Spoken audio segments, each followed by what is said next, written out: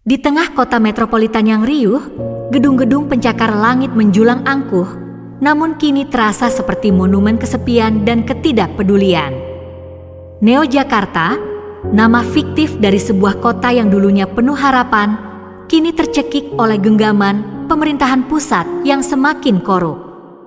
Mereka, layaknya kekaisaran yang membusuk dalam aka megakil, telah lama melupakan wajah-wajah yang mereka pimpin, sibuk dalam pesta pora kekuasaan yang diselenggarakan oleh para penasihat licik, yang seperti Perdana Menteri Honest, mengorbankan jiwa-jiwa tak bersalah demi mempertahankan dominasi sang pemimpin yang buta. Rakyat tidak hanya menderita, mereka merana. Rumah-rumah digusur, masa depan dicuri, dan suara-suara sumbang dibungkam.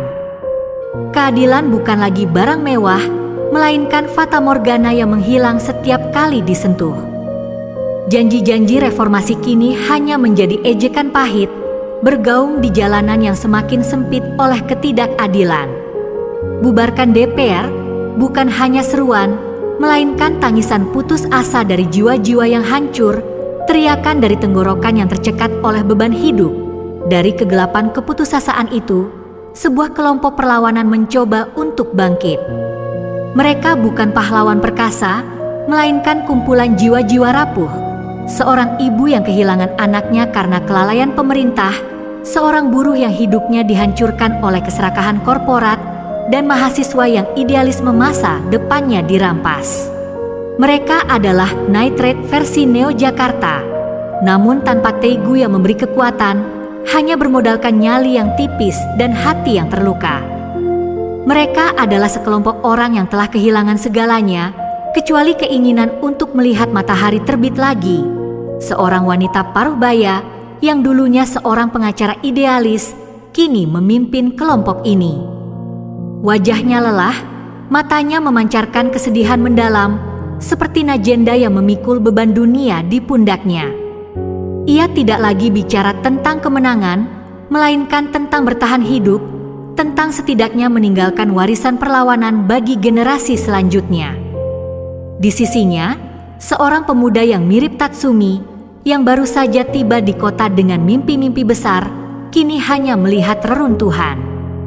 Ia menyaksikan bagaimana sahabat-sahabat barunya ditangkap, dipukuli, atau bahkan menghilang, dan setiap kehilangan itu mengikis habis idealismenya, meninggalkan hanya amarah dan duka. Pemerintah pusat, dengan tawa dingin, menyaksikan perlawanan ini. Mereka tidak melihat manusia, melainkan hama yang harus dibasmi.